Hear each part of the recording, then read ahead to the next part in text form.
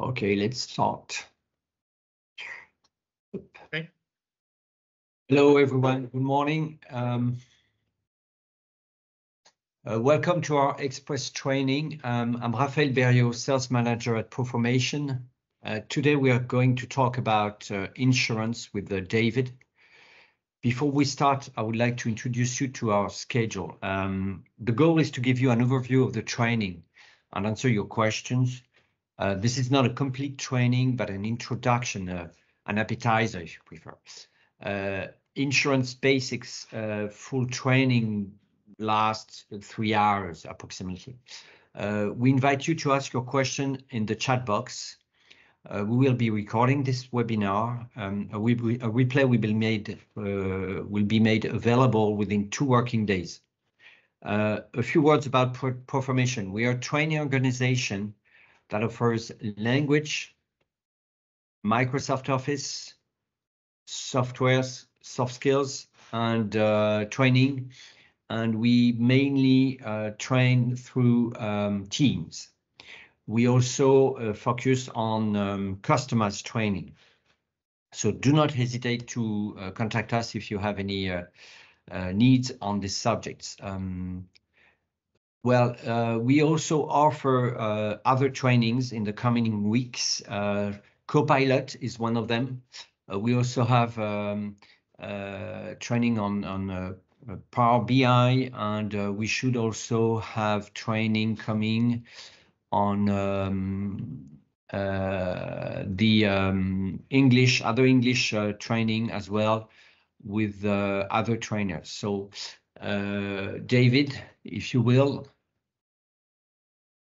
Thank you very much, Raphael. Trust you can all hear me. Okay. Yes, I'm here today to talk briefly about an introduction to insurance. What I try to do is when I introduce people to this particular field and this vast industry that we work in, I try to put it into context of risk.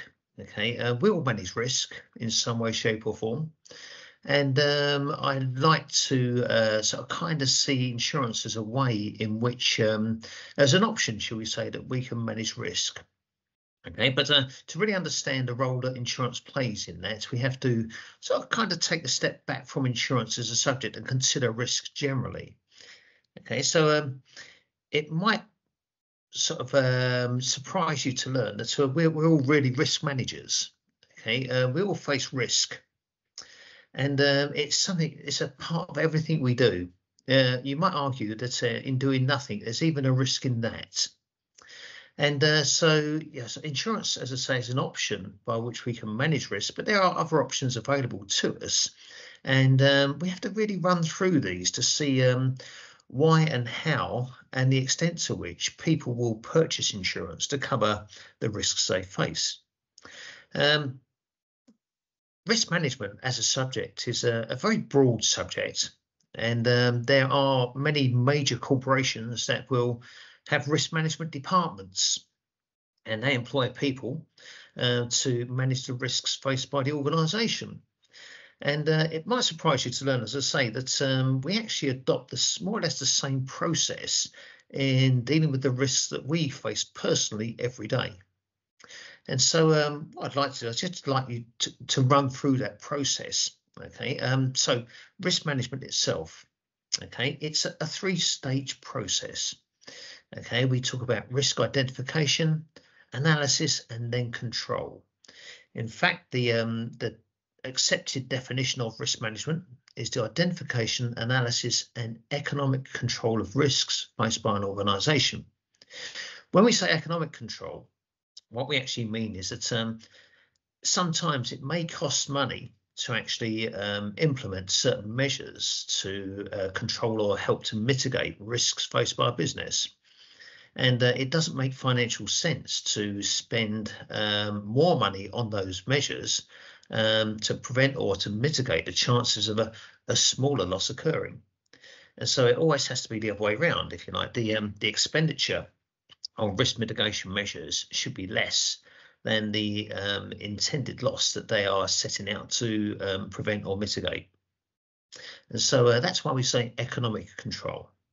Okay, and there's always a balance to be struck in that respect. Now, we all manage risk. Okay, so effectively, what we're going to do is we're going to look at the basic risk management process and see where insurance fits into that particular equation. Okay, now we don't really realize we manage risk, okay, but we do. And what this does is it kind of awakens a realization in the process that we follow, a fairly methodical process to enable us to conduct our lives reasonably safely, but at the same time to accept risk, to try to gain some reward from doing so.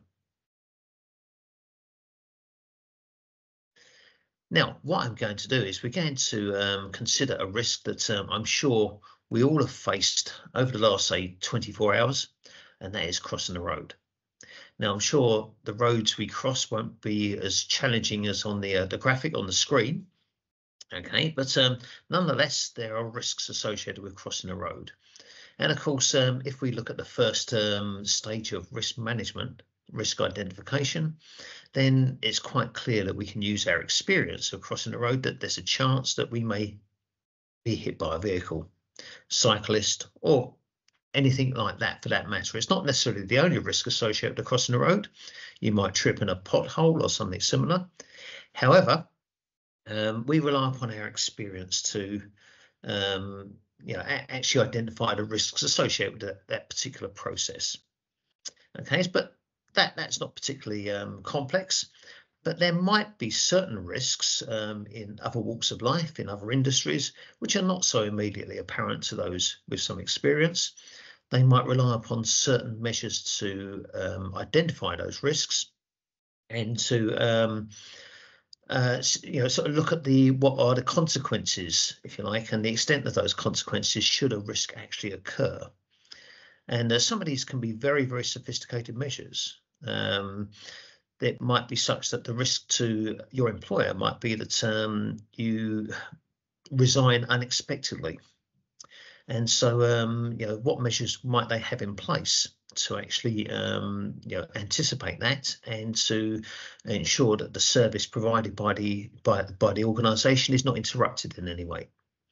Okay, so it might be a little, it might be such that you need to upskill other people, deputies in your organisation, to ensure that the service isn't interrupted in that way. And that might be a little bit more complex, of course. And sometimes there might be some very complex industrial processes whereupon one small thing goes wrong, and further down the production line, it manifests itself in a fault. And sometimes the documentation of such a process might reveal sort of the consequences of such faults occurring. Now, moving on to the second stage, having identified a risk, and as I say, we're crossing the road.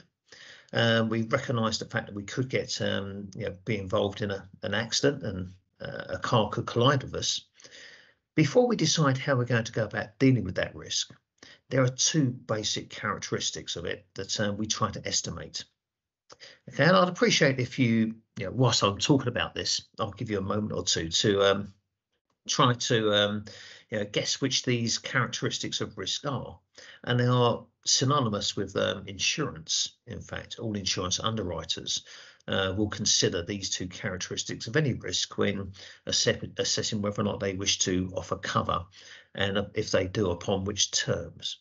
So please feel free to make your suggestions on the chat facility, and we'll see what you come up with. But what you have to envisage is that you are standing on the curbside. Okay, you've identified the risk that you may well be injured in an accident, and so so before you determine how you're going to go about dealing with that risk, what two characteristics are you trying to estimate to try to gauge the suitability of the measures that you'll take to mitigate that risk?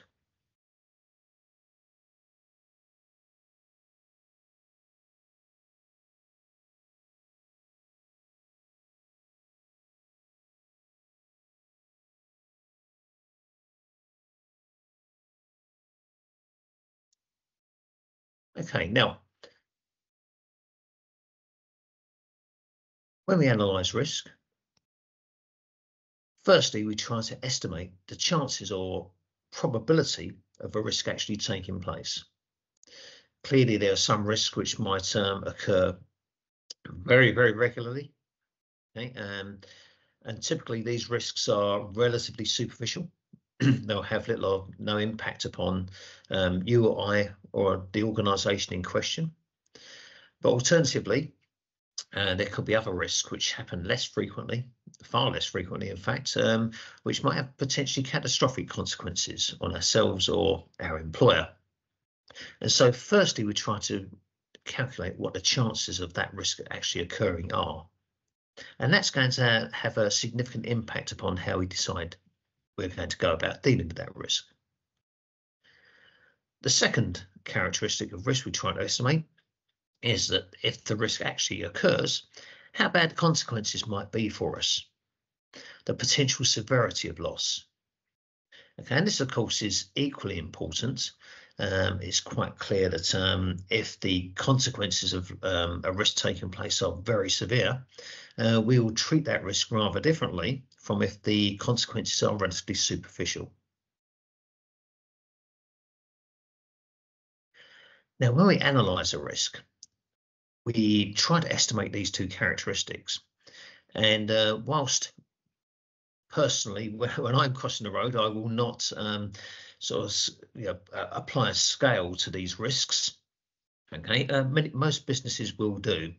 They will probably have a scale of 1 to 5, whereupon a score of 1 will be that the risk is highly unlikely to occur, and or perhaps it might have a very superficial impact or negligible impact upon the firm or business. Conversely, if the scale, if the rating of a particular risk is at the other end of that scale, it's 5, the very highest, it could occur very regularly, or alternatively, the consequences for the firm could be quite catastrophic. Now, what we find is that having identified a risk, if we gauge the potential likelihood of it occurring, and let's say for our argument's sake that that's rated as a 3, which might be potentially occurring on a quarterly basis, and we consider that the consequences of that risk might be, say, scored as a 2, okay, which might be some damage, but not catastrophic damage by any means. What we try to do is we try to prioritise which risks require our attention, and we multiply those two scores together. So a score of 3 times 2 equals 6.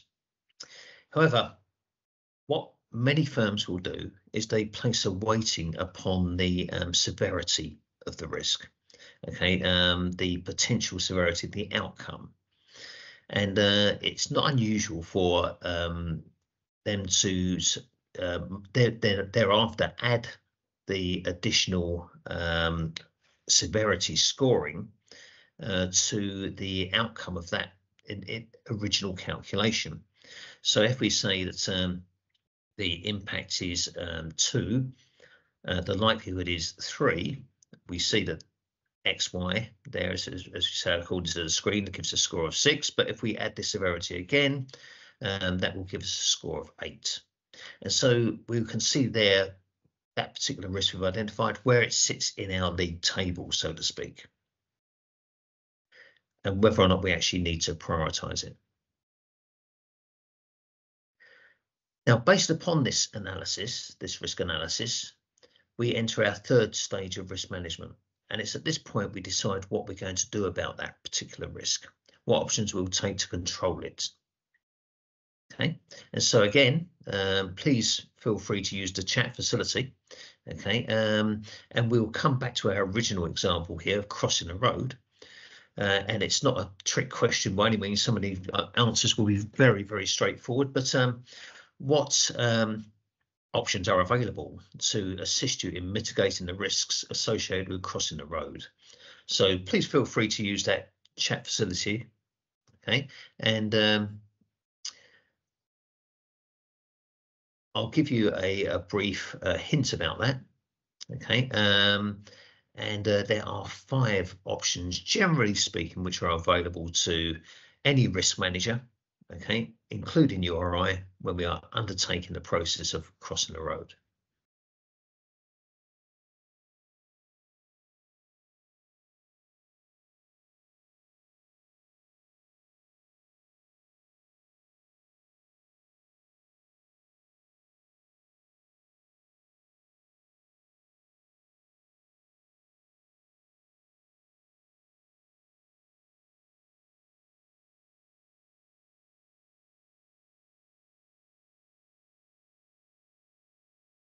We have some suggestions being put through at the moment. Okay, thank you, Michaela. You look on the left and the right before crossing the road. Absolutely right. Okay, it's like I say, it's not the most complex of risks, so some of the measures taken will be relatively straightforward. But I would suggest what we're trying to do in that situation is we're trying to reduce the possibility that the risk will actually take place. Okay, waiting for a suitable gap in the traffic. Okay, perhaps even finding a time of day when that traffic is lighter and you know, the risk is less likely to take place. Alternatively, just walk to another position on the road where there's a designated crossing. Press the button, wait for the signal to proceed. All of these things will reduce the possibility that the risk may occur. Okay, but is there any other measures you think might help to mitigate the risks associated with crossing the road?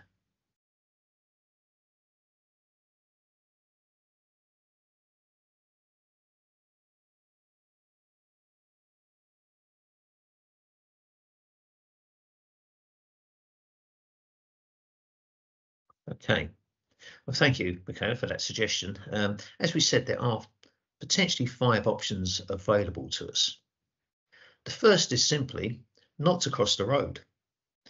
If the road in question was a busy 6-lane freeway, it's very unlikely that you'll cross the road. The chances are you'll probably find another means to get to your destination, perhaps at a footbridge across that road. Okay, you would undertake the analysis of the risk of scaling the steps, and it's highly likely, of course, that the outcomes will be more favourable, so that is the option that you would adopt. Okay, but effectively, if something is too risky, don't do it. There could be other options available to you, but risk avoidance, whilst it's a valid risk management option, does have its limitations. Any individual or organisation that avoids all risks would simply stand still. We take risk in order to benefit from the process of doing so and the outcomes associated with those risks. And also, as well, there are certain risks which it's simply impractical to avoid. If you or your employer has, say, physical assets, a building, for example, the only way you could reasonably avoid the risk of damaging that building would be to not have it. And it's, of course, impractical not to have any assets, of course. So assuming that the risk is such that we want to actually take it to benefit from doing so, or it's one that we can't reasonably avoid, the next stage would be to set out to try to minimise the prospect of the risk occurring. And this is very much in line with Michaela's suggestion, okay, looking before you cross the road. Okay, we always take some sort of proactive step to try to minimise the possibility that the risk will occur. And having done that, what we do is we then reevaluate this new risk, so to speak. Okay, it should be a reduced risk. Okay, and then we decide, based upon our evaluation of the likelihood of it occurring and the potential severity, whether or not we wish to take other measures. Okay, and the next area we might consider would be steps, some sort of proactive steps to minimise the consequences of the risk. Now, this isn't very practical when we talk about the prospect of crossing the road, I'm sure many of us wouldn't don their crossing the road crash helmet, for example. However, if any of you drive, of course, one of the first things you'll do will be to put your seatbelt on. And this is, again, a proactive step to try to minimise the prospect, or rather minimise the extent of damage should a risk occur. An example of this might be a smoke alarm in a building as well. It doesn't prevent a fire from breaking out or minimise the chances of a fire breaking out, but nonetheless it does warn people so they evacuate, so the potential extent of the loss is reduced.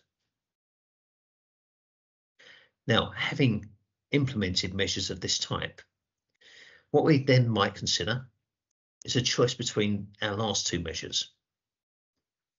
What we call risk transfer.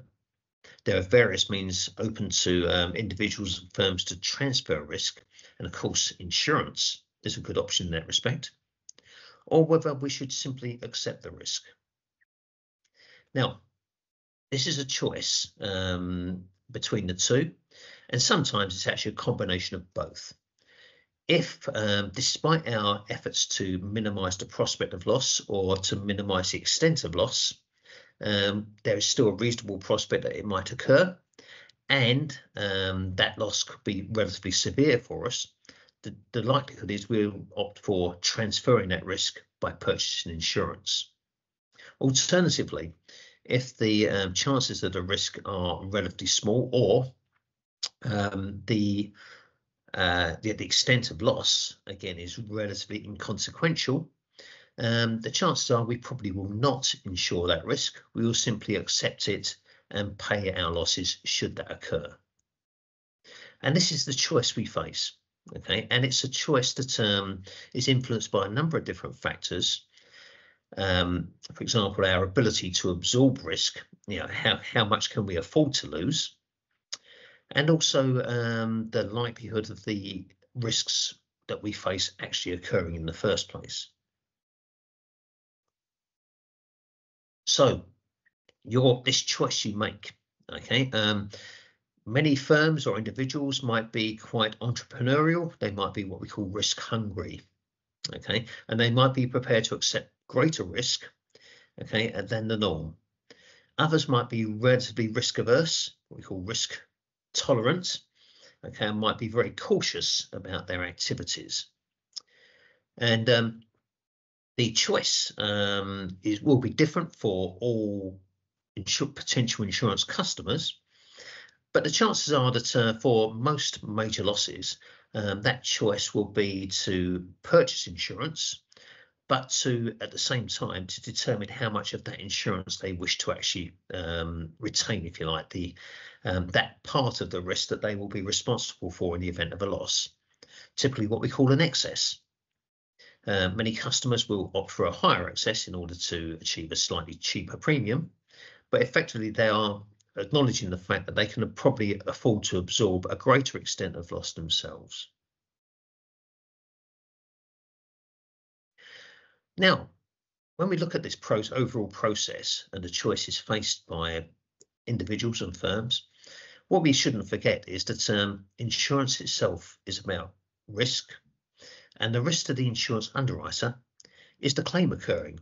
Should they issue a policy, of course, the ideal scenario is that it will not yield a claim for that particular insurer. However, they have to anticipate this, and their assessment of the risk will, again, potentially give rise to certain outcomes. And these outcomes are in alignment with the same choices and the same options that we have when we cross the road. So if the risk presented to an insurance underwriter is simply too likely to cause claims, or those claims might be very, very significant and damaging to that insurer, then they will refuse to quote. They'll decline the risk, avoid it. Alternatively, if the risk is greater than the norm, however, they are prepared to accept it as such, issue terms for it. They might impose certain requirements upon the customer, that they perhaps improve the risk in some way, to adopt risk management measures to try to reduce the possibility of claims occurring, or in turn to reduce the extent of the cover they provide for that claim. Okay, perhaps by excluding certain causes of loss. Another alternative might be to reduce the extent of the claim payment, a reduction of the severity of the risk should it occur by increasing excesses or deductibles on the policy, perhaps placing certain limits regarding certain types of loss, which will reduce the impact upon the of the claim upon the insurer's profitability. A further option might be for that insurance underwriter to issue cover, but then pass some of that risk on to another risk carrier, a reinsurer, okay, who in turn will assist with claim payments, will contribute towards the claim payments, and therefore help to mitigate the risk of that claim to the insurance company. Alternatively, of course, they might simply issue the policy and do none of the above. Okay, they might consider that the claim is unlikely, and if it does come along, they can well afford to meet the claims outlay, okay, without adversely affecting their profitability in any great way. And so what we see here is that insurance underwriting adopts the same process that a risk manager would from a broader perspective. And we see that if we go back to the options we had, okay, when we talk about risk transfer as being insurance, this is low down the list of options, okay, that a risk manager will consider, and we do well to remember that. All underwriters like to see risks presented to them where steps have been taken to minimise the chances of loss occurring and to minimise the extent of that loss. And so any risk which presents that sort of information to an underwriter is more likely to be rewarded with more favourable insurance terms.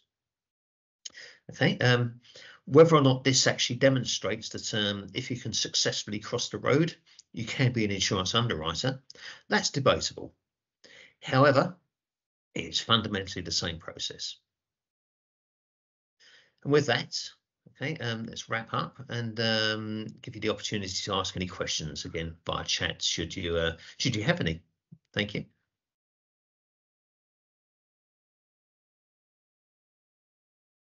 Yes, please use the chat if you will ask question.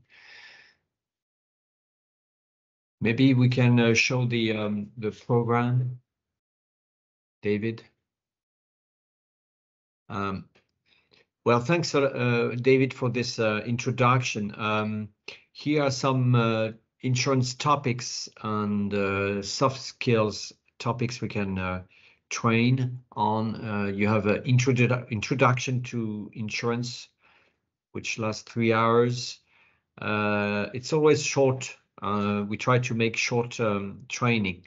Principle of insurance, introduction to underwriting, introduction to claims handling, or insurance finance.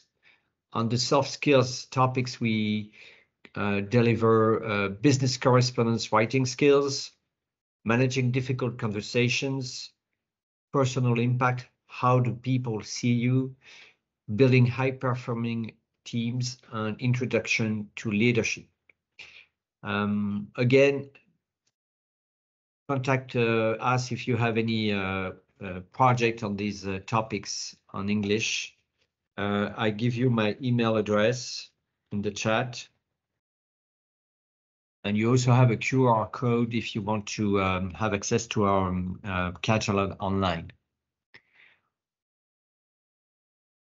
It's still time if you have any question. Well, thanks a lot, David. It's 10:30, so we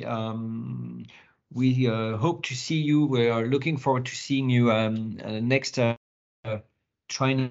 And again, we have Copilot, we have other soft skills training. So please contact us. And again, thank you, David, for this great training session. Thank you. Thanks, Raphael. And thank you, everyone. Have a nice day, everyone. Take care.